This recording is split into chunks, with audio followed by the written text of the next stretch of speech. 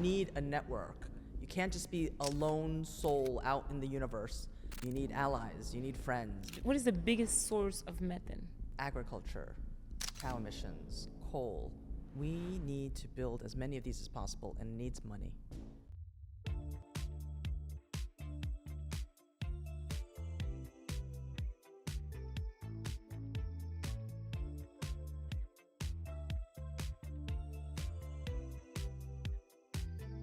Welcome to Driving Impact.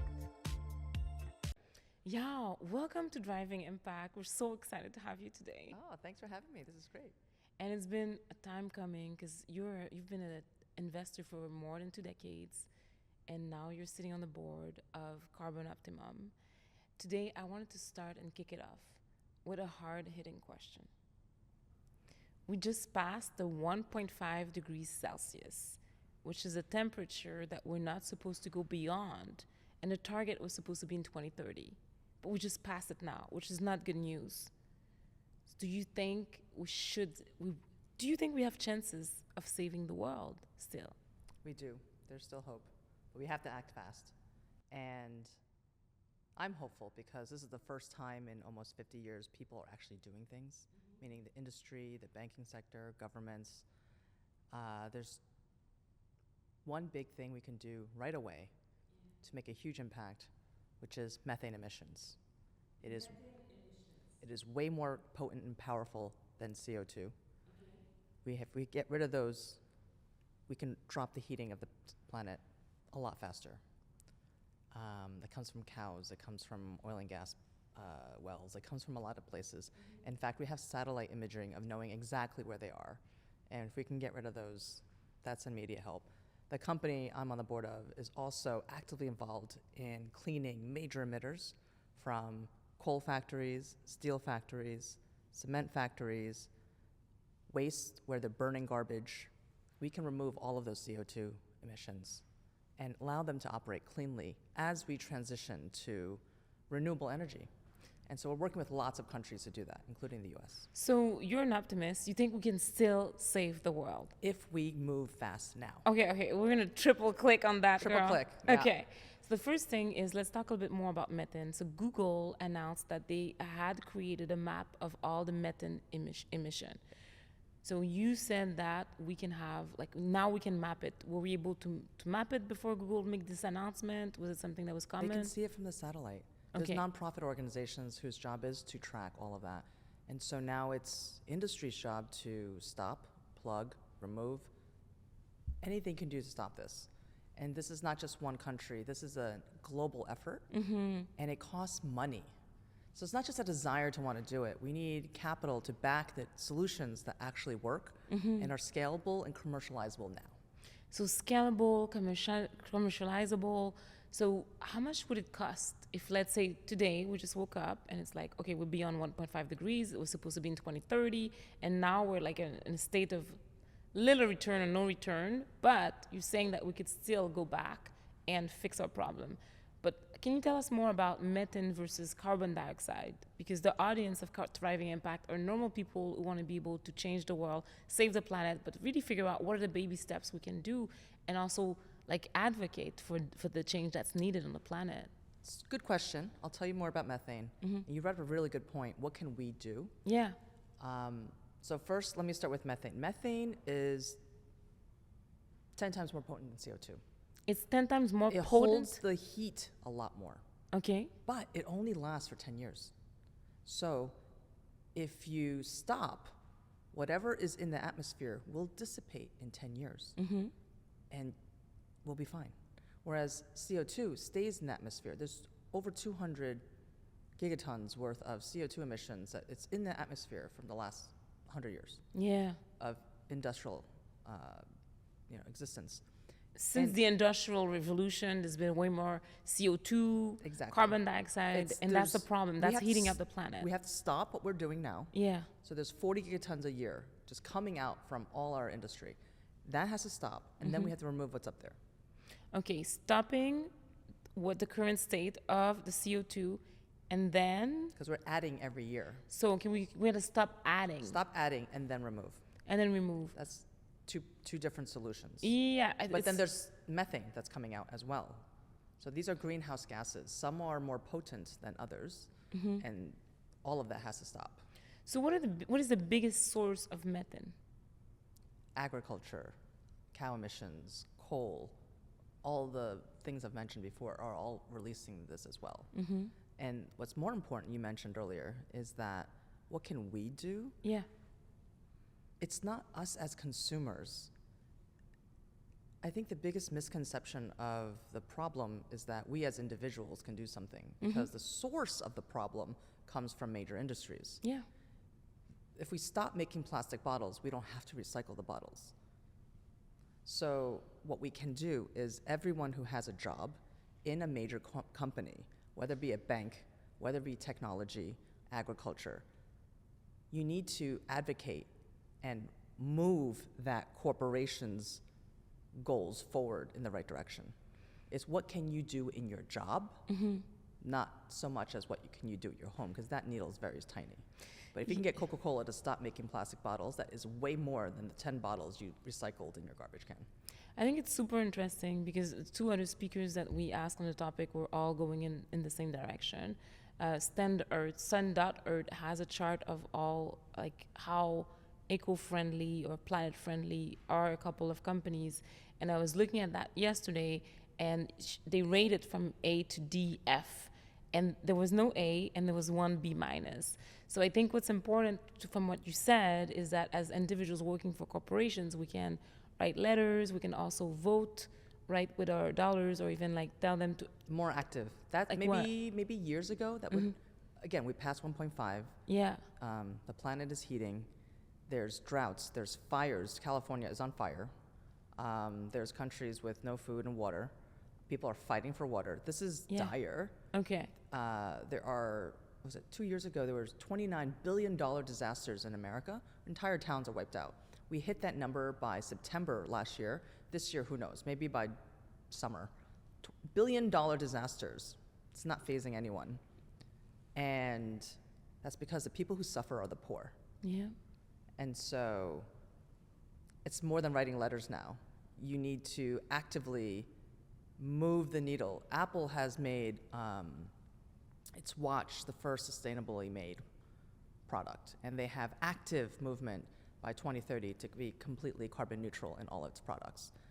Can other companies do the same?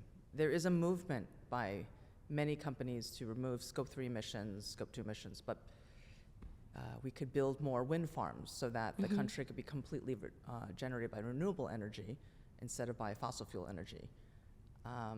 Electric vehicles to move it off of burning fossil fuels. But then the source of electricity, which is coal, needs to be clean. And so most of our initiative is to clean the dirty emission as we transition to something more renewable and cleaner. We're basically moving from old technology of how our entire infrastructure is running to something clean and new.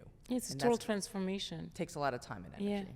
So I think something that you said, like an employee, let's say I work for a big corporation that's heavily polluting, and it's not about writing a letter, it's like going to the all hands, making demands directly to the leaders of the company such that the practices can change. Like talk about the Apple Watch, for example. Or getting a job in these businesses as chief sustainability officer, or that department to make movements and move it faster. I spend a lot of time with the chief sustainability officers of the entire fashion sector. Yeah. They don't want to do anything. Do you think they're stifled, or it's too hard? But they're trying. Yeah. They're starting to do things. And that's why I'm involved with a company that rebuilt the entire supply chain for apparel and textiles. And so allows these big companies who have a lot more complexity in their supply chain to plug in and be sustainable immediately just by buying the products. So is it CarbonOptimum that you're talking about? That one's Eco Fashion Corp. Oh, never heard about this one. The second most polluting problem in the world. First is coal. Second, textiles and apparel. The clothes we buy is made from cotton. The way that is made, the way it is produced, it's not clean. A lot of waste. So the fashion industry is the second most polluting. So what could we do concretely? So we talk about the chief sustainability officers. Don't buy fast fashion. Okay. I mean, if you want, as a consumer, your money counts. But I'm telling you, all of that is secondary to movements you can make at the larger scale. Yeah. So if you work in those companies, stop. Stop working there? Stop making products that way, right? So I just gave you a solution. Send your orders through this company. If you can't clean it, let someone who has do it for you. Yeah. Because you're not really in the business of making clothes anyway. You're in the business of designing clothes and selling clothes. But all of clothing has always been outsourced to the East, to China. And now it's moving to India and Vietnam because of political issues. So basically, if you're being part of the problem, you're not helping us save the planet. So then removing yourself or going to work in industries or for companies that are able to create more sustainable material would be the action to take. If you work in these places. Yeah. And as a consumer, you can stop and really source companies who have sustainable. Stop buying all this stuff. Put your money, your investment money, into the right places that are supportive. Recycling doesn't really work because the country doesn't have the recycling centers. So very few get recycled because the people who sold us that plastic can be recycled never gave the waste companies the recycling machines. I mean, there's only 9% of all plastic that gets recycled. Yeah, so it doesn't. So even though you put it in the bin, like only 9% is going to be recycled, and then everything that's clothing, there's a lot of dumping of old clothes in different countries, among which in Africa. And we don't have to make plastic. There's other. That's really funny. Snapple used to be made from glass, and they went to plastic. And this is just product, but the most important thing right now is CO2 emissions and methane emissions. If we had to prioritize the things that are going to be most devastating for the way we live, it's that. And so that's what I focus on. Yeah, all the garbage and everything, they're also important, but I mean, we're in big trouble. So we're in big trouble. Recently, a couple of years ago, you made a big shift. And for our audience, you're a venture capital investor, you're an investor, you also spent 20 plus years in tech. And you've invested in a company that's called CarbonOptimum. And you invested in the company, but you also decided to be on the board. So tell us a little bit more about, it's a big change, right? About your investment in CarbonOptimum. What do they do? And how are they solving some of the problems we're talking about? After looking at so many companies and spending a lot of time diligencing, I believe, along with others who have spent a lot of time in this sector, that this is the solution to clean. And I don't say that lightly. And it's because it actively takes the CO2 emissions from the major emitters, coal, steel, cement, anything you're burning emits CO2. It can pipe it into these tanks, stainless steel tanks that hold microalgae. Okay. So we're essentially growing a plant. And plants all absorb CO2. Yeah. So when we pipe the CO2 into the tank, the plants absorb it and it's gone. It breathes CO2 and it releases oxygen. And now the pollution is gone. And now we're growing this plant inside this tank. And every day we empty the tank of this mush. It's called biomass. Biomass, yeah. And this could be turned into useful things we all need. We need fertilizer. The world is actually short on fertilizer because of the Russian-Ukraine war. Russia makes most of the fertilizer. We can make fertilizer locally. We can produce food, feed all of Africa. So from biomass, we can produce food? You can eat it. This is actually pharmaceutical grade biomass. Okay. Pharmaceutical grade plants being grown inside a completely enclosed tank. We provide the CO2, the light, the nutrients, the water that allow this plant to grow. When you take it out, you dry it, it's fertilizer. You dry it, we can make food, we can make vitamins and nutrients. We can feed Africa with all of this, all locally done. We also produce carbon negative crude oil. Ooh, that's a game changer. We can make energy.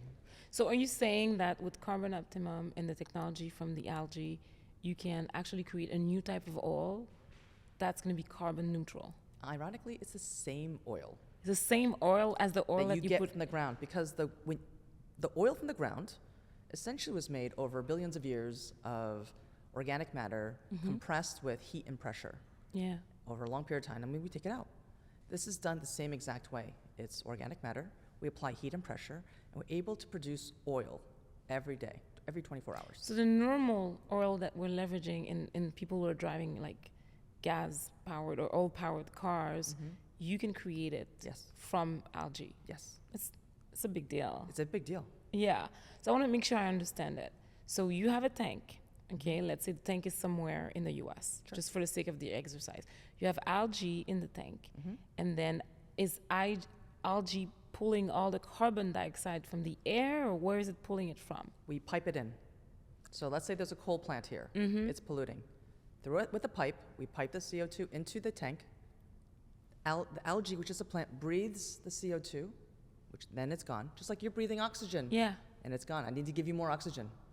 So we put CO2 in the tank, the algae absorbs it, there's no more pollution, the plant now is useful, and we can turn it into food to feed lots of people. We can turn it to fertilizer that is very nutrient rich for the soil, and the farmers can get carbon credits because it's a carbon sink. Interesting. And then we can make crude oil, and we have certified tests to show that this is just like the oil from the ground. We then send it to the oil refinery, who then refines it, and we can make sustainable aviation fuel. Incredible. So that could help with replacing the old oil with the new oil. So then Actually, it could what they're stop the doing- emission. What they're doing is they're mixing it.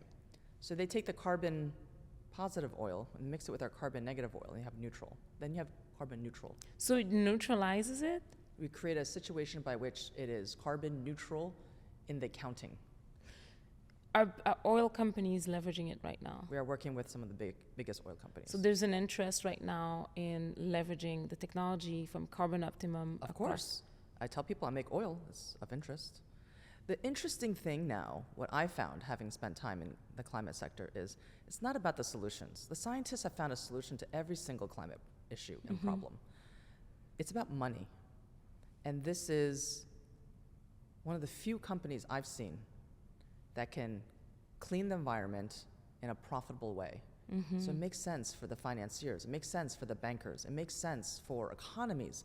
So it doesn't become an expense where you're just building machines to suck and clean, that this can actually produce revenue for a country. It can have returns for the bankers who are investing.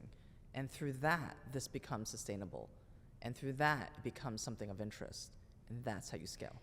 I think it's super interesting because when we look at climate, we always think about, okay, it's going to be expensive to put together all these structures or even like the wind powers and all of this technology, and it's a cost and it doesn't look like a profit center.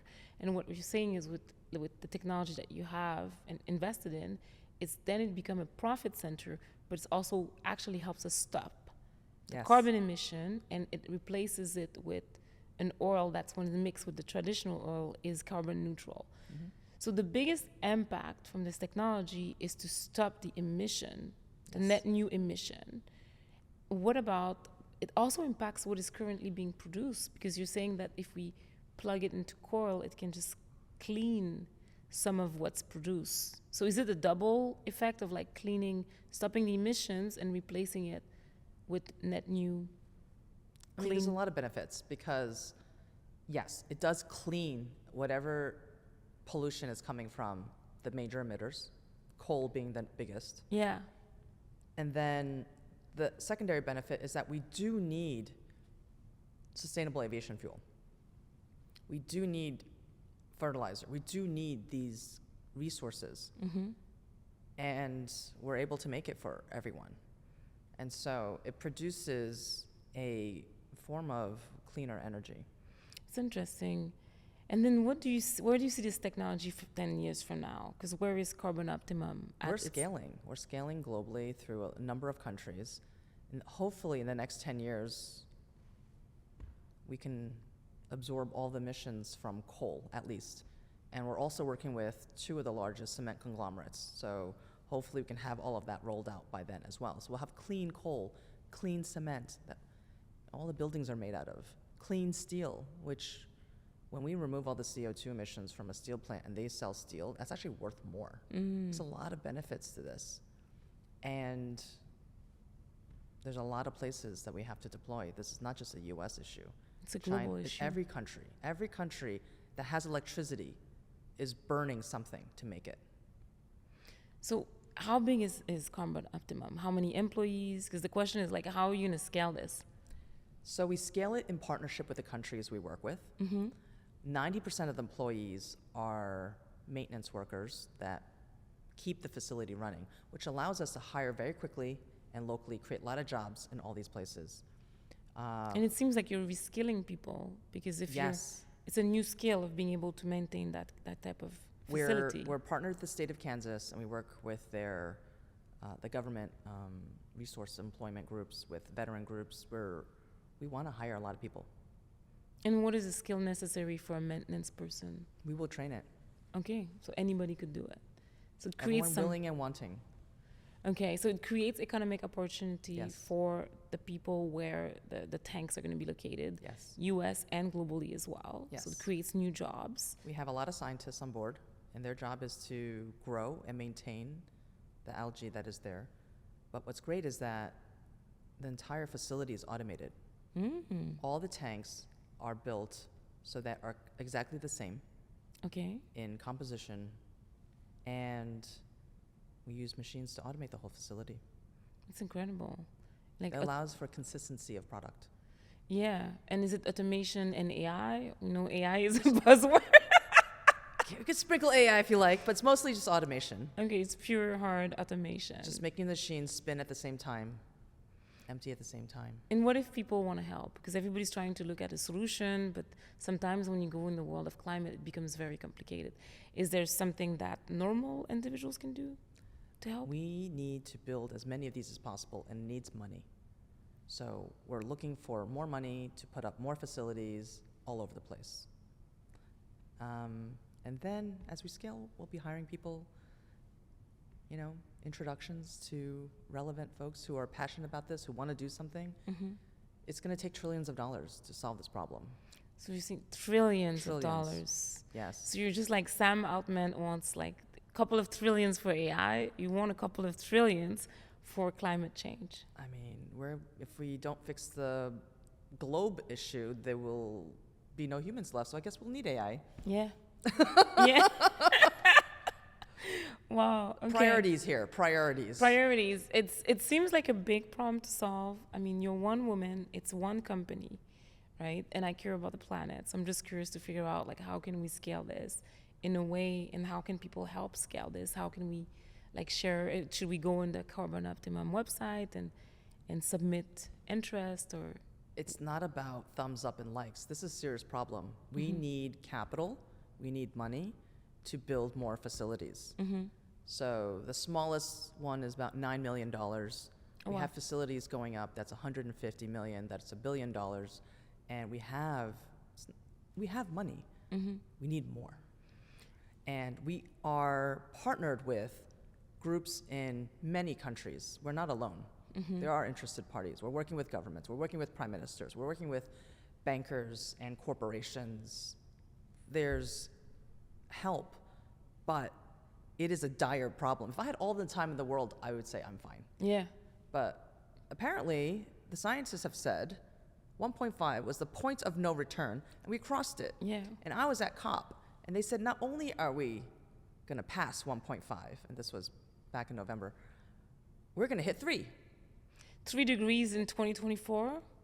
In some time in the future, it might even be sooner, who knows, but I can't predict what is going to happen, but I know nothing is stopping. So we have an urgent problem. There are a couple of solutions, one of them being CarbonOptimum.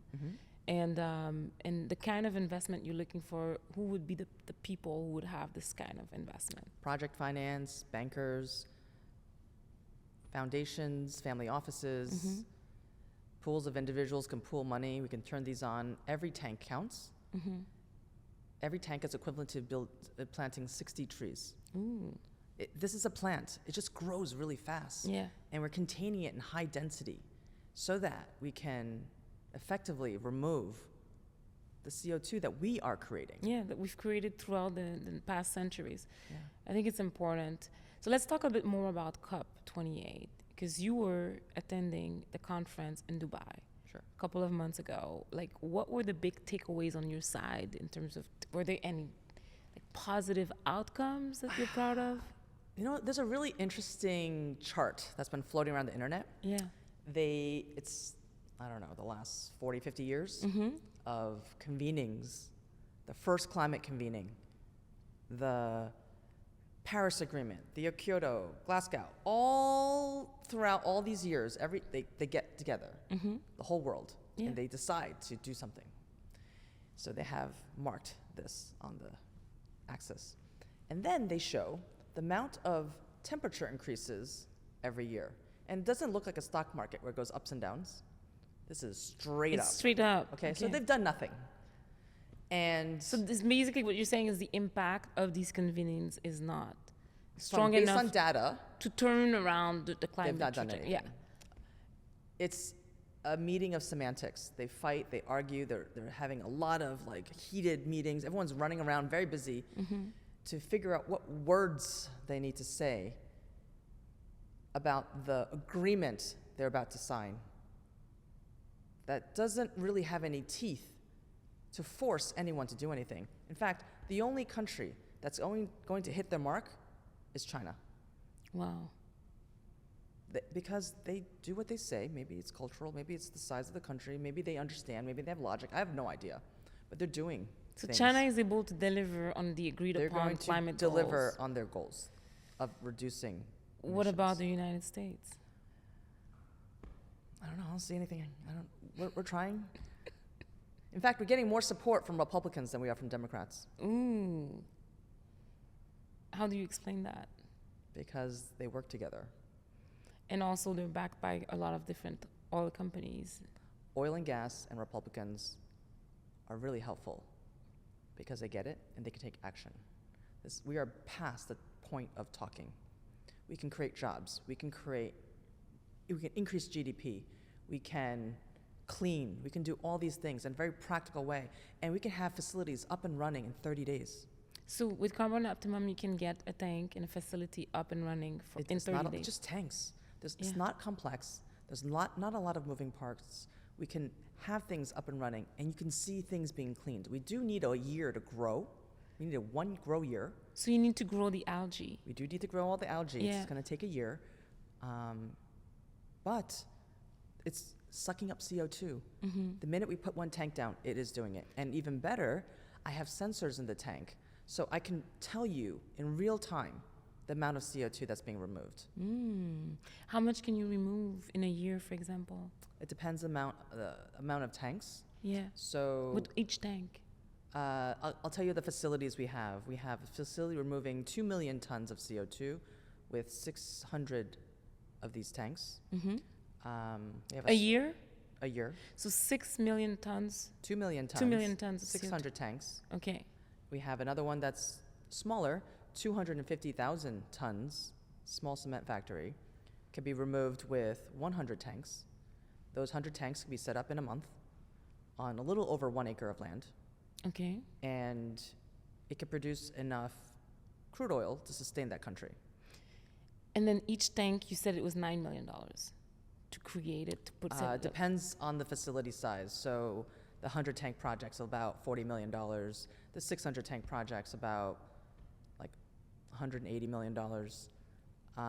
We have ones that are larger, 13 million ton removal, they're probably around $2 billion. Just different sizes. But it is, in the scope of things, not that expensive, especially because we will be able to maintain the facility year over year.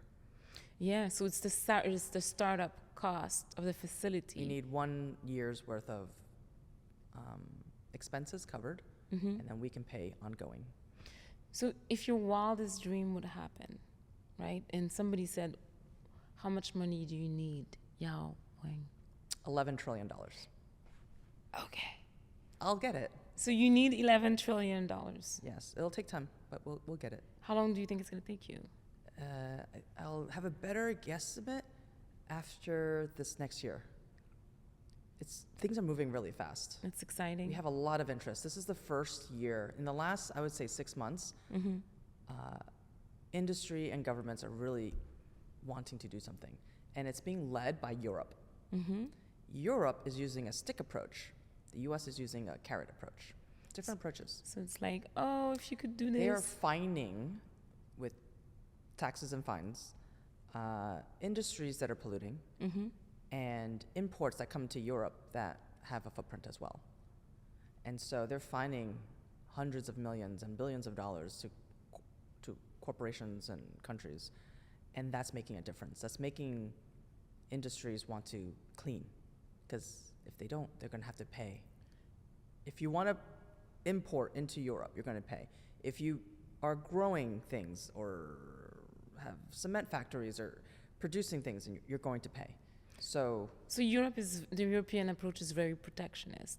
So they're going to fine you if you're creating or you're polluting. Yes. And then they're US adding the cost of this pollution into the product because someone has to clean it. Yeah. And it's not fair that they do. So they're just adding it in. So it's creating a bit more responsibility for the businesses that want to do business in that territory. The US has the IRA bill that Biden passed, and there's billions of dollars being put into funding solutions and industries that are trying to do something. So they're using capital to push innovation forward. Yeah. It's a different approach.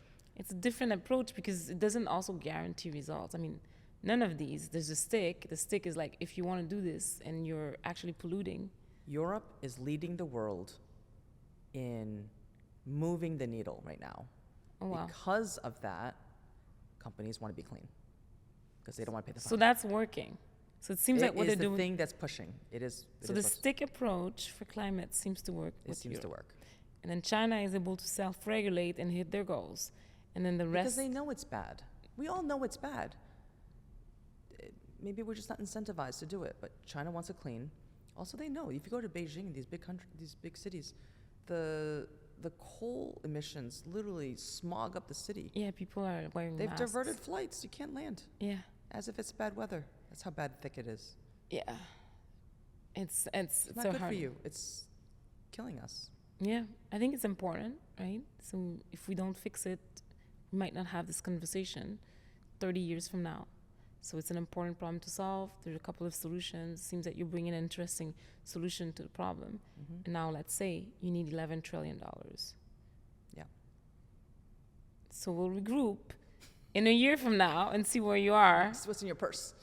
I don't know. I have a couple of pennies. So basically, I want to bet like Sam Altman, Yao Huang, who's going to get the trillions first. But we'll see. I There's think plenty of money in this world. Yeah. Everyone can have some. There's a lot of like billionaires looking to also divest some of their money. I think it's interesting. Let's go back to algae. Sure. Because it's been deemed that it's 15 to 300 times it grows faster than other terrestrial plants. So how did you stumble upon the power of algae for climate? It is one of the most well-studied organisms. You talk to any biologist, they all know this. Okay, so people have known it forever. Hundreds of papers and research. It's so well-studied. It grows really fast, yes. It's not that I discovered it. Scientists have known about this. They just don't speak up. You know? And by the way, scientists have been yelling about the climate. No one listens to them. They don't communicate in a way that captivates or stirs up. Once there's a fire, then I told you there was a fire coming, and then once you feel the fire, then maybe you'll listen, but that's too late.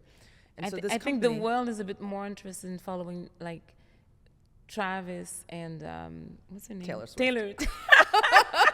I'm just lost. If Taylor Swift talked about algae, we'd be done. Taylor Swift and Travis Kelce's love story than actually saving the planet.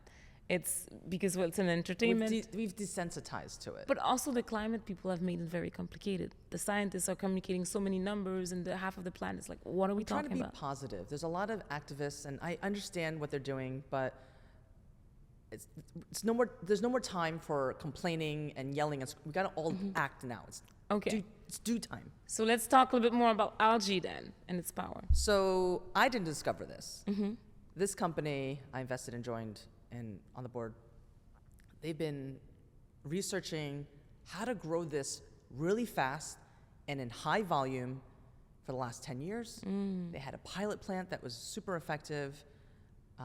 It's all been documented and certified. Al Jazeera came and did a whole documentary on, like, it's all there. And they're the ones who had the patience. I came in at the end to help with the money. Yeah, because you founded the Hatchery, and it's a venture collaboration organization. So what happened during the pandemic, we had a lot of time. So I was reading books. Yeah, you couldn't go out. You would think it was the end of the world. I know. So I was reading Bill Gates' book on climate, and that's the pivotal moment. It was a major shift for me. Okay. I gave up an entire career in tech and committed myself to solving this problem. I'm going to do something about this. Wow. So you had a wake-up call during the pandemic. If I'm going to go down, if I'm going to die, I want to say at least I tried and did something. I'm not going to sit around watching Netflix all day. And so I actively immerse myself with knowledge, taking classes, reading books, talking to experts. I reached out to my entire network to say, send me climate deals. So I looked at climate deals in every sector, from energy to nature-based to all sorts of things. And it was too overwhelming. So I picked a lane. I said, I want to find something that will remove the CO2 problem. So I kept on looking, and then I just focused and I looked, and I found this company. I spent time, and I diligenced, and I asked the questions. I did the modeling, and it just kept on checking all the boxes. I was like, this is perfect. Let's do it. I don't want to spray and pray, which is what a lot of investors do. It's like, all right, I'm gonna pick a sector. I'm just gonna bet on 12 companies. Because I don't I don't understand. I don't know what's gonna make it. Instead, this one has the foundational research. It's done it all. It's not new. This is not a startup, right? And it's ready. It's ready to commercialize. And it's been proven. All the things work. It's all been documented, SGS certified. I want to find solutions for problems. This is one. Yeah. Carbon. CO2 emissions, 40% from coal, clean coal, found this answer. Push it hard, clean it. I don't need to bet on 20 different companies. You want to go deep in an area. I want to pick the one, push it, impact. clean it, right? Be focused and intentional. And then the second most polluting is textiles and apparel. Eco Fashion Corp will do it.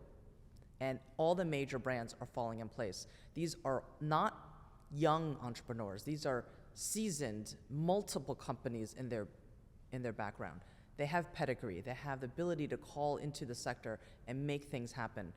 These are senior people. So that's the next one. And then I'm going to go down the line looking at other pollutions and find solutions and push it through and be intentional and focused and drive money to the right places and actually do something. I love the intentionality and the focus. I think it's amazing. So first, carbon. Second, fashion. Third, it's TBD. I think it's going to be PFAS. What is that? Forever chemicals. You call them PFAS? PFAS, that's the acronym. PFAS, okay. Basically, it's inside all of us right now. So from the products that we... Yes, anything that is Gore-Tex, water resistance. Yeah. Our pans that resist, and what do you call it? You don't need to add Teflon. oil. Yeah, all of that stuff. Yeah. It's in the water system. Non-stick all the pan. non-stick stuff. It gets in our bodies. It's in our bodies now. And makes us sick. They haven't found a person that doesn't have it. Wow. The only way you can get rid of it is to donate blood and make new blood. Okay. It's bad. Yeah. Actually, the sprays you'd use to put fires, all this stuff. It's everywhere. It's everywhere because when we went through the Industrial Revolution, we just found a bunch of solutions, but we didn't know what the impact was. Exactly. So okay, let's talk. We could be smarter now.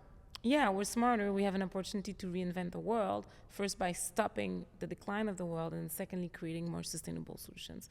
I love where you're going. I think let's talk a little bit more about the carbon lane that you've chosen, because that's the lane of today. Yeah. You talk about the fact that a lot of climate solutions are a pure cost center and not a profit center. I want to understand, how is CarbonOptimum the potential profit center that doesn't scare investors? Investors aren't scared. I'm trying not to scare existing industries as well. Mm-hmm. So the way we do is we work with everyone. Okay. We make money through the commodities that we create. We create fertilizer. We have contracts for those. We create nutraceutical items like omega-3. Food. We work with the biggest food companies, and 25 grams of this microalgae is all the nutrients your body needs for the day. It's amazing. You can use it to feed the food insecure, the malnutritions, people dying of starvation. Give them this and they get to live. Yeah. We make carbon negative crude oil.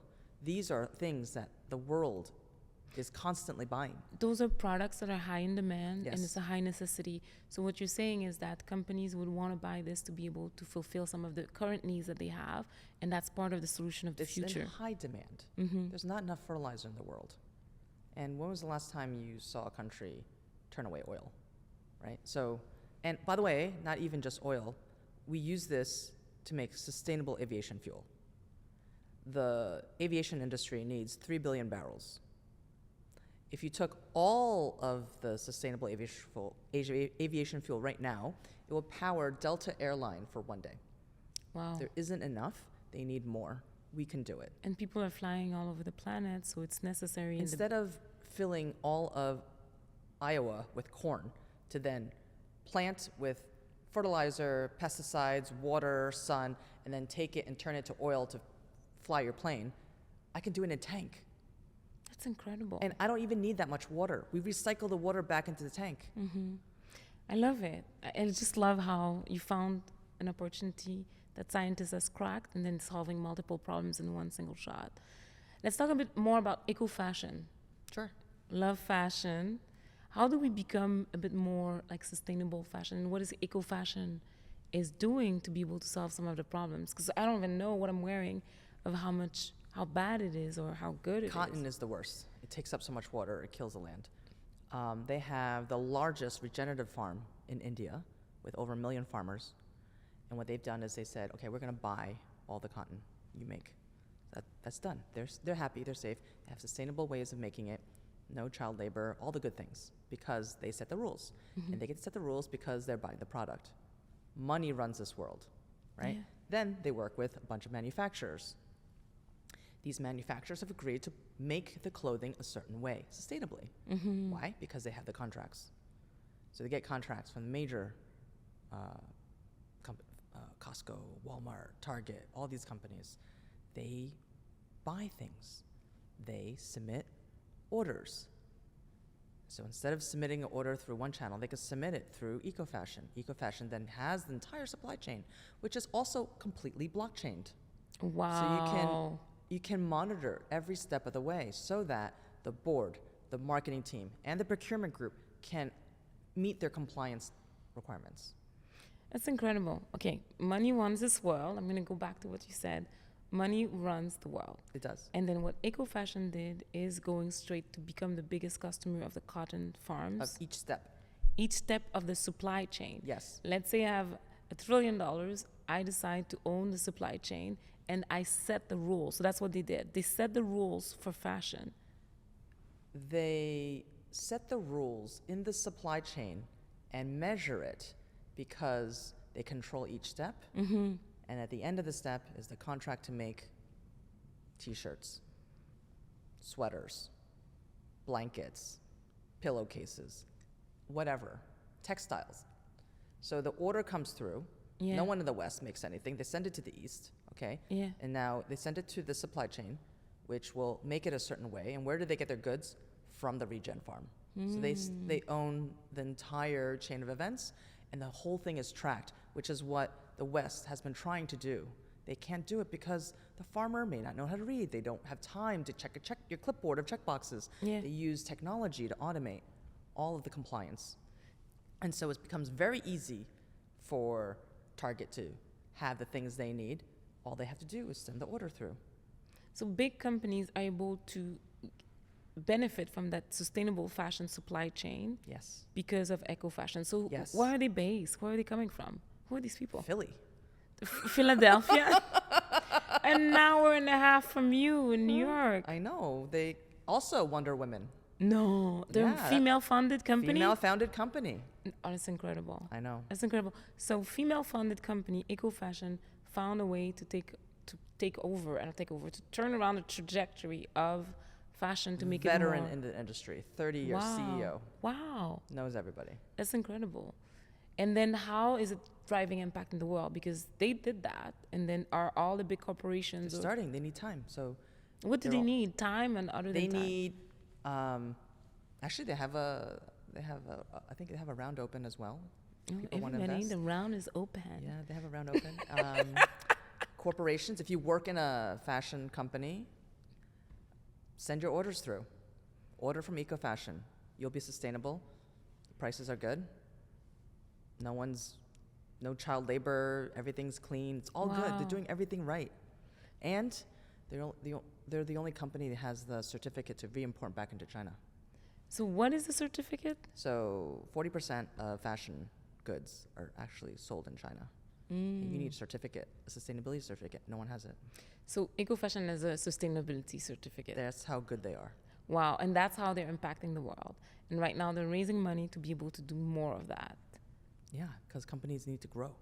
Yeah, You and want they good need things more to happen. You got to push it. Yeah, but also there needs to be more demand. They have it.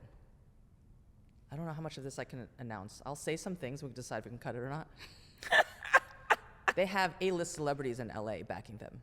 Really? The largest T-shirt company for every concert. So Billie Eilish wanted to be sustainable. Push the T-shirt, all the swag, all the merch goes through one company in the US. Every concert goes through one company. They're sending all their orders into Eco Fashion. Wow. The industry knows this. It's moving. Consumers may not, but you're going to start getting products that are made completely sustainable. That's incredible. It's happening. It's happening. It's exciting. I know. I think it's just how to change the old way of doing things. It's interesting. It takes a company to be able to change the game. This gets me up every morning. This is way better than tech. Yeah, yeah. Because it gets to get, like, I have a son and he's 4, so in 30 years he's going to be 34. And the big question is, like, what is the world going to look like? Is he going to be walking with, like, a mask full time? More people need to be involved. You need to get into sustainability, climate, green, agriculture. They need to go into the companies they work into and make change. And yes, as individuals, but that needle's moving so slowly. Yeah, so to be able to influence some of the biggest corporations. I think that's a handful of companies affect this planet. There's 25. One of our guests say there's 25 companies, 25 CEOs. Not a lot. Right? It's not a lot of in this. Imagine if Coca-Cola just stopped making plastic bottles. Boom, the problem solved. Yeah, but also all the water companies that have. The commercial industry kind of owns all the water now. We've let them take it. I think what's interesting, what's interesting on the non-corporate side is I'm from Quebec, Montreal. I went there during the holidays, and then I was buying some product, and they said, do you want a bag? And I said, yes. And I was expecting, I live in LA, paper or plastic. And they said, well, you have to buy one. Like, what do you mean? It's like, it's 99 cents. If you want a bag, you have to buy a bag. I said, what do you mean? They said, well, we're not allowed to give any bags here, plastic bags especially. Sure. So I was like, yeah, I'm just going to buy the 99 cents one. And that's what I bought. And I was just like, whoa. A small place like Quebec can make the change. It's possible to do it around the world, and there's other places in the world that have the same policy. There's countries in Africa who said no more single-use plastic. Yeah. Because they do not have the money to deal with all the waste. So their government can make mandates if they want to. Yeah. If the governments want to, they could decide no more plastic. It's not going to hurt us that bad if we don't have plastic. It's probably the relationships between the government and the lobbies that stop them from taking action. So you carry a water bottle around. That's what I do now. Yeah. It's behavior. And that's just one thing. A small thing that any individual can do. Many things, but they can just make. We don't need to get the plastic bag. We can bring our own. Yeah. Taiwan has a city that has gone zero waste. So if you go to a restaurant and you want to do takeout, you bring your own container. Oh. Things like that. It's like they collect the oil they use for cooking and they use it to make biofuel for their government trucks. They've just found a way to include, and this is a small little town, to say we're no waste, no garbage, zero garbage. I mean, everything is possible when there's dedicated commitment, but also backed by actions. So I think that's the learning. I want to talk a little bit more, because we haven't had a chance to talk a little bit more about the Hatchery, which is the venture organization that you founded. And when we talked about it, you said that it's a different model, right? It's a different model than the models that other venture type of companies are. Can you tell us more about how the Hatchery was organized? So it was, in the beginning, the epicenter of tech for New York. Mm-hmm. And what was different about it was that we were very direct, honest, New York-style feedback. Direct. You know me. It could be ruthless. No filter, Yeah. no filter. Yeah. But you know what?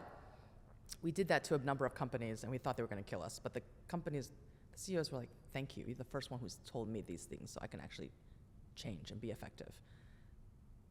If something is wrong, you fix it. You have to tell them. You can't coddle them. But oftentimes, people are very polite. And the other thing is that, and this was very New York, which was closed off, no sharing. If I have something, I would never share it with you, that kind of mentality. Mm-hmm. So we changed it by just making everything available, so that people didn't have to reinvent the wheel in knowledge and education, so that I would share the investor network, which at the time, remember, this was like early days of tech. So Was the 2000? there's no websites for these groups.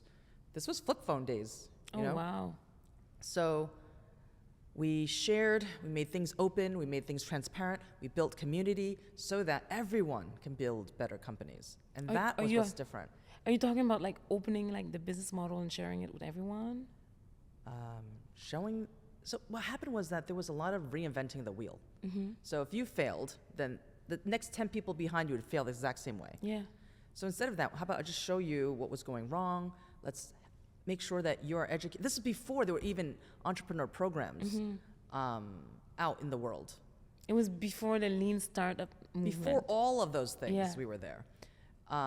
Now I am really involved in serving the underdog, the women and minorities. And I am very anti-venture capital for those groups because only 2% of the capital goes to women, less to minorities. It's only slipped to be less than that post-pandemic. So it's gotten worse. It's gotten worse. It's not going to get better in my lifetime. Even if you double the amount, if you go to 4%. And even if there's like more like women of color who become venture capitalists, It's not enough. It's not moving the needle fast With enough. me, I want to see something before I die. It's not going to happen before I die. So here's another thing.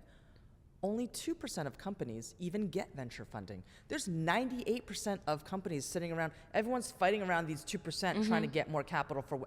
Okay, great. So even if you got it to 50%, that's only representative of 2% of companies. So there's a big plate of companies that are So being you're built. fighting for, like there's 2 people here, there's 98 people here. So you're trying to make sure these 2 people get what they need. There's 98 people also need, but they're not fulfilling the requirements of what makes something venture backable. Venture backable needs a huge scale. You're looking for exits. This is different formula for that. But this is where maybe you have an HVAC company, maybe you made a food product like oatmeal, or maybe you made a new snack bar, you made a little sock for your puppies, but you made $1 million last year, right? Not venture backable. And, you know, unfortunately, if you're a woman or person of color, the banks may not give you money. They may not look at you the same way. You may get higher interest rates or lower loans, whatever. There's just, things are less available. And so I want to serve this group. So you want to serve women and minorities that are underserved in terms of finding the right investment They're vehicle. still doing great work. Yeah. But because of gender and race, there's disadvantage. And bias. Yes. Now, what's interesting is There's bias, but there's also network. there's lots of good companies here. And what shows me that you're a good company is if you can get a transaction. You can get a contract. So let's say you make a cookie. Like, who cares? This is so boring. But, oh my God, she sold $2 million as a cookie last year. And Whole Foods is giving her a contract. And maybe Burger King wants to buy the cookies as an extra snack. You get a contract. They're not going to pay you. You have to deliver the cookies before they will pay you. Yeah. So then you give me your contract and I'll finance against it. It's called purchase order financing. Purchase order financing. And Yes. that's what the Hatchery does. So we have a fund that does that. Okay. So is that your investment thesis, or is it the That's my investment thesis of supporting the masses using purchase order financing or debt versus venture capital and equity, which is way more expensive. Mm-hmm. And to be able to do those purchase orders financing, do you raise money from other people? Yeah. Okay, so you raise money from other people, and then you look at the 98% of companies that are maybe not necessarily the venture types, but there are other very good business models and businesses, and that's how you lend them the money. Mm-hmm. For how long? Depends on the contract The term. contracts. 30 Support days, the 90 contract. days short. Okay. And they pay back, and we lend again. And you've done that for 20 years. No, just last couple of years. I've been enlightened only recently. COVID. So COVID has brought the enlightenment to the planet. Sit and think about it a little bit. It's like, oh, the numbers don't really work. It's like pushing a rock up a hill. And then you have to stop. Most of where I take things, why my life has been so all over the place, is because I'm curious. Mm-hmm. I will, just because something's been done the same way all the time doesn't mean you keep doing it. No. If you want change, you have to be open-minded. You have to look elsewhere, and you have to create these things. They don't just come and exist. You have to seek them, you have to find them, you have to create new models. So I really love how you keep being introspective, but also you're a seeker of difference, of figuring out different ways to be able to solve a problem. One of which was for climate and environment, which was accelerated during COVID. And then the other one, which the reinvention of the Hatchery. I think it's super interesting. The third area that I thought is fascinating is where I met you, actually, which is the Wonder Woman dinners. Yeah. And one of my friends, I moved to LA in 2019, end of 2018, not clear. But I moved to LA, and then I was pregnant, and then I met a woman, and I invited her at the office, and we had lunch. And she's like, oh, I think you should go to Wonder Woman dinners. And I said, what is it? It's a great community of women. And I'm like, okay, when are you going? She's like, I'm not going, but you should go. And that's how I went to my first one. And then I made amazing friends and really a community of kindred souls. So thank you for creating that. You're welcome. Can you tell us more about what it is for the non-initiated, the people who are not part of the lucky Wonder Woman tribe that you're part of? It's a whisper network. Everyone's invited. It's a curated table of invite-only guests of amazing women doing amazing things. You're like, wow, that's badass. If you hear their story, like, wow, badass. Mm-hmm. But it's done through fun and laughter and friendship as the foundation of the relationship building. And once you set that foundation, then you can add other things on top. This is not a place of handshakes and business cards. No. And transactions. Yes, we do support each other. Yes, many have gone together and built companies. Yes, we've funded each other. Yes, we've supported each other in getting jobs. All the things. Yes. But you don't start by asking. You start by making a friend. Yeah. And then that actually can last 10 years, 20 years. This thing's been going on. This is the 18th year we've been running these. It's in 30 cities. There's 10,000 women. We all support each other. It's basically what the boys have had on the golf course, in the scotch rooms, in the strip clubs. We just do it over rosé, a nice meal, a lot of laughing and opening and very intimate, authentic sharing. And that's what bonds. And it's through the bond of friendship that women support and rise. And that's what this is done through the breaking of bread. It's incredible. I met a lot of good friends in the community, and it's also like very open, authentic, and transparent. People are open to being silly, so I love it. Yeah, and have a good time. Yeah. Who wants to go to something boring with a bunch of suits? We have a good time. We eat, we drink, we laugh, we go do other things together, like friends, the definition of friendship. Mm-hmm. And then we go kick some ass. We go do amazing things together. We change the world together. We support each other. And I have loved this supportive network of friends. I have friends in all these cities. And honestly, anytime someone asks, hey, I need XYZ, I need something, I need to be introduced, I just throw into the network. It comes back within 5 minutes, and here you go. Yes. It's super powerful. I love the community. I've traveled with some of them, broken bread. It's amazing. Yeah, it's very it is. powerful. It's really I think what's super interesting is that the way men do business, and I had a guest here last weekend, and I asked, were you able to raise $6 million without a degree and without any business? And he's like, it's all about your network. Yeah. And basically, what he said, he was a white man. He said, I was in that room because I knew someone who knew that billionaire, and that's how I got the funding. Yep. And to change around, you talked about the fact that there's only 2% of women who are getting the funding from venture capital investors, right? This guy got access. So what do you think is needed for women to get a bit more access to some, what is a capital, the network, to career acceleration, or It's breaking funny. the ceiling? I said this to someone also during the pandemic, because I feel like the pandemic was a very pivotal moment in time. During the pandemic, everyone was locked in. Yeah. You don't go out and have coffee with people anymore. Literally, the world froze. And so your network froze. Yeah. Whatever you went into the pandemic with is what you had. Yeah. You don't get to make more new things. Whatever you have is whatever you have. So if you sat at your desk making no friends, eating your sandwich all day, isolated, and then you went into the pandemic, and then you lost your job, no one's helping you. No. If you spent all that time making friends and maintaining friends, not just meeting them one time, grabbing their credit card, business card, you spend time with them, you go on vacation with them, you grab coffee with them. It's the consistent. Everyone has a friend. You know what a friend is. You don't need me to define that for you. Yeah. Okay. Someone to call when you want to cry. All those things you build through many people. Was it 5 people? Was it 100 people? Was it 1,000 people? If you have that and you went into a frozen state of the pandemic and then something happened to you and you need help, you have someone to call. Yeah. That's what this is. That's what they need.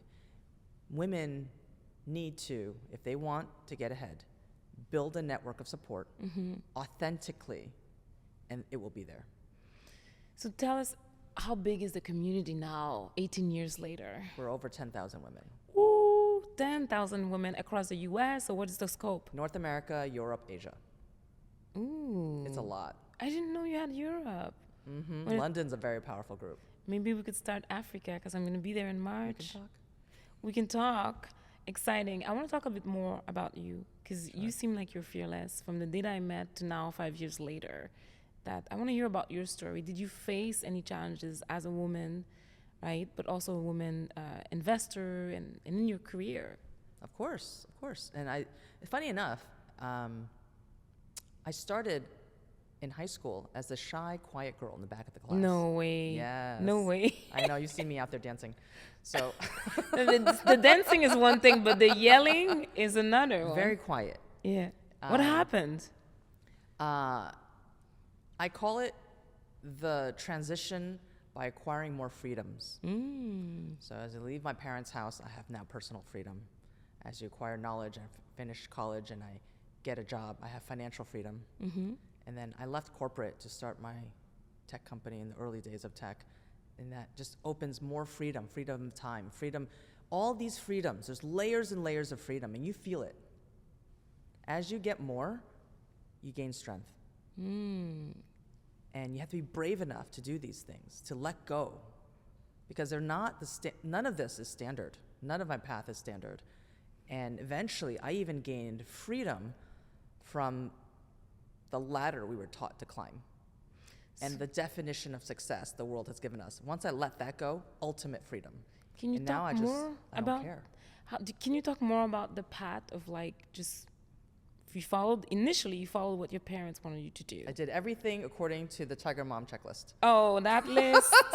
Oh my goodness. So you followed the Tiger Mom checklist, and then what happened? To the T. I accomplished everything. I am the good daughter who did it all. So big job, money, all the things. Stability, and then what happened? I even checked the American Dream checkbox early. What was that? Within a few years. What? Car, vacation, house, all the things, right? Lots of spending, right? It didn't fill your cup? I had a great time. It was fun, but it lacked meaning, so I was bored. Every time I get bored, I want change. Yeah. I just can't sit there. Had I sat there, I would have had a very cushy life. Plenty money. Everyone thinks about money. Money's not the only thing. It's freedom. Well, freedom allows more opportunity. You see lots of very wealthy people not happy. What were you seeking at the time when you made that pivot? I wanted purpose. What am I here for? And so that has changed over time. Because as I finish and accomplish each one, I feel like I'm bored again. What else is there? What else is there? Which is why even just 4 years ago, I know everyone in tech. I threw away all of that to do climate, start from the beginning. I was in healthcare, then it threw it away. Tech, start from the beginning. Then climate, start from the beginning. Because I'm not afraid. I have a network. I can go out. I can learn through the network. I can get resources from the network. You can do a lot from it. And that's why I tell everyone, that's actually what you need more than anything. That's what transcends all industries and all of time. And then I believe in myself. And also, I have the safety net. I believe that no matter what happens, if I lose everything, I can always go back and get a corporate job. I don't see you do that, but it would kill me, but I can do it. It would pay for the rice on my table, right? So, and I've been telling people it's not even that. You should make investments, make money work for you, and then you don't have to sit a 9 to 5, right? So what I like about what you said, it was not money. It was really like, first is having a network, which is a tribe, really. It's not just a Rolodex or a LinkedIn profile. It's actually a tribe of people that you're connected with. And I see you travel from city to city. Yes. So having a tribe brings a lot of confidence that whatever happens, you can reach out to them. A real tribe of people where you have real relationships. And secondly, okay, you have a safety net, which is very helpful, right? If you needed to bounce back. Yeah, education. And thirdly, you had education. Education gives you that opportunity. And then confidence comes with, you have to build it in yourself. Meditation, Buddhism, all the things. Meditation, wisdom. And I know you're heading out to a meditation retreat very soon. Yes. Which is very exciting. Yeah. But I want to go back to the making of Dr. Yao Huang. Because you graduated from pharmacy, and that's how you became a doctor. Is that correct? Yeah. Right? That gave you the education and knowledge. You did that. You hit checked all the boxes from the American dream. And then you got very bored. And then you decided, you created the Wonder Woman network where you had a very vivid, live community of people that help each other. And then you kept pivoting. Today, 2024, if I ask you, what is your purpose in life? What is it? I have to save this planet. So your purpose is to save the planet. I have to get rid of the CO2. I don't think people understand we're going to die. I don't have these negative thoughts all day because that's very depressing. Yeah. But this is what's happening, and I gave up everything to try, because if I'm going to suffer, I want to at least try. And that's what my purpose is right now. And also to share all the joy and love that I have and my friends. I think there's another way to exist that isn't so negative. Yeah. So that's personally, but then professionally, it's all climate right now. So climate is your purpose. Saving the planet is a purpose. Thank you for investing all the time. Thank you. In what you're doing. And Driving Impact also, that's our purpose, is to educate people on how they can contribute to saving the planet while people are busy taking care of themselves and their family. And thank you so much for the knowledge you shared. Before you go, because we're not done with you yet. Okay. Couple of things. I'm going to go to the bottom of the list, the tough but interesting questions. Sure. So what advice do you have? Because one of the pillars of Driving Impact is helping people find 3 tips to be able to grow, accelerate, transform their career. So what are the 3 tips you would recommend to anyone, mid-career, beginning of career? How do you drive the most impact in your career? So this is a good question, because career is defined very differently. Do you mean your career in your corporate job? Or do you mean your life career? Right? I see it all together. I see it very differently. Okay, so give me 2 answers then. One is will for give your it to you. corporate, and then after that, the one is Because life. just like you, everyone wants to unplug, right? Yeah, we all. And there's a very different list for those who are climbing a corporate ladder. So let's do both, because not everybody who's listening. I don't know why I'm looking at the camera, but There's no camera. There's a camera. Not everybody is in corporate, right? Some people have their own business. Some people, it's more to drive impact. I think it's I know what we want. drive impact in their life. So for your corporate jobs, I know everyone loves bouncing around, okay? When you find a good boss, one that backs you, one that advocates for you, one that's pushing you and listens, and you know what a good boss looks like, everyone, okay? Don't leave, stay. In fact, when they leave, follow them. So your career tip, your number one career tip is that I've seen this in I'm not from corporate. I see my friends. When you have a good boss, you jump. you keep getting promoted and getting ahead. And you can rise with a good advocate. And you also, if If you want to do a side gig, you have a nice, sweet situation, right? Now, if you just want money and you don't care if you have to work 80 hours a week and give up your kidney and you get sick 3 times a year because you are so overworked, you're thrown into the hospital. If you don't care about any of that, you just want the money, then yes, keep hopping until your kidney dies, until you lose all your hair. Yeah. Until you have a heart you're attack. Lonely with you divorced and no kids and your dog died. Yes, do that. Okay, fine. Just keep hopping. Do it for the money. Because eventually what you're going to do is you're going to quit your job early and go sit in the mountains and meditate and try to find yourself out of that whole mess of suffering and toxicity. I think there could be a balance. And what I'm saying is when you find people who support you, be loyal and stay. You're not staying for the company, you're staying for that boss. Yeah. What if, I don't know, what if people have not found that good boss? Then look, okay? It's a two-way street. Maybe it's also you. I'm just saying. Maybe you're the bad employee. Maybe you are the bad one. Like, heal yourself, go meditate. Anyways, that. Okay, tip number 1 for corporate people, find a good boss. Second, tip number 2. Network. You need not to network, but you should probably do that too, but you need a network, support, right? So I built this very easy plug-and-play situation for all our ladies.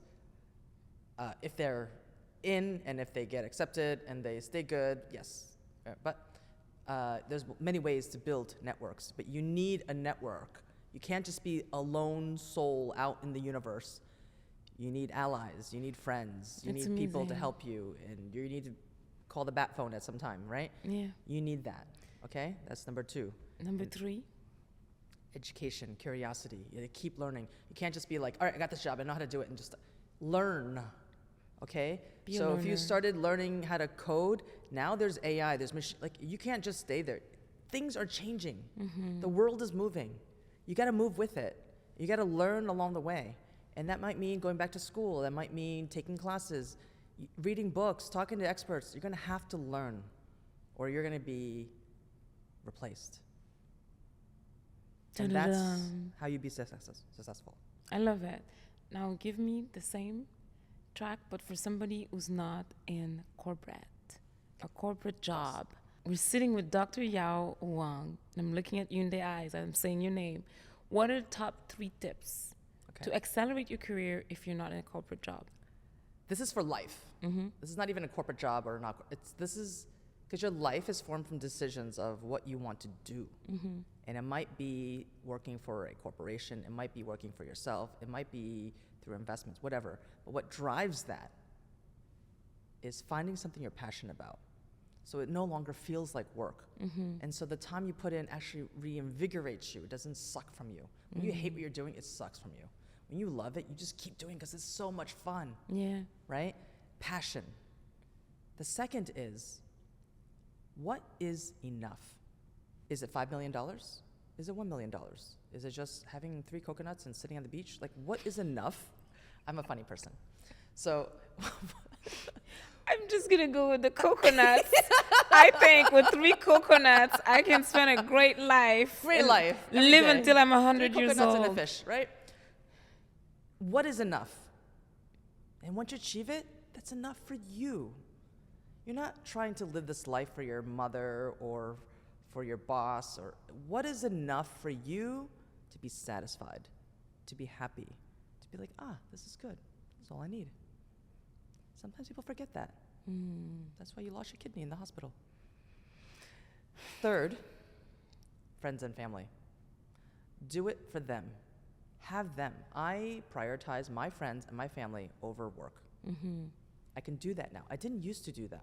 I used to be that crazy person who worked 100 hours a week, who gave up everything. Do you still have your kidney? I have all my kidneys. Okay, good.